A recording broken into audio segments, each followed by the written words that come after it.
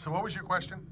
Why certain sports aren't recognized by colleges, like affiliated as far as like mainstream, like football, basketball, volleyball, swimming, but how come rugby, MMA, pickleball? I mean, as things evolve, as sports become more popular, as they become qualified to be part of the Olympics, as far as curling or whatever, like new sports come up all the time, and as shouldn't they be integrated into like the college landscape for NIL deals for athletes to pursue as a profession and a career? Well, first and foremost, for NIL deals, it needs to be where they will profit as well. Okay, nobody's going to give you money, to represent them if nobody knows the sport, the school, the athlete, the person, or whatever. MMA is not in college. They have MMA groups.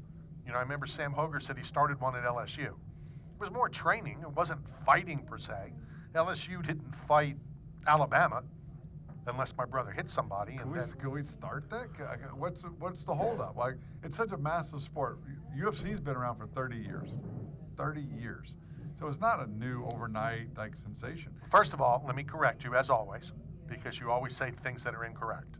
The UFC is not a sport. What's my favorite sport? Well, it's not a sport, so how can it be your favorite sport if it's not a sport? Greatest sport of all on earth. The UFC is my favorite sport. Well, I know, and you train UFC. I get it. I train UFC. You eat KFC.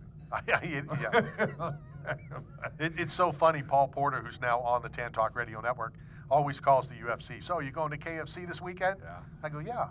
I'm also going to go to the UFC. You tell him, I always get the number 2. I get 2 spicy chicken breasts. Well, he's number 2. And mashed potatoes. Get it? 2? Get it? No, I don't get it. He's the number 2 radio guy in Tampa Market. No. Well, you're number 1. Okay. All right. So, what you get over to KFC? I get the 1. number 2. I get the 1. Yeah, Paul, you got to get the 2. I get the 1. That's what it's going to take. But how are we going to get, never. Because if I'm going to college now as an 18-year-old kid, if there was a way that I could do MMA and get a NIL deal, right, and make it to the UFC as my dream, just like these guys are trying to become NFL. Hold on, some will, but it's going to be the wrestlers.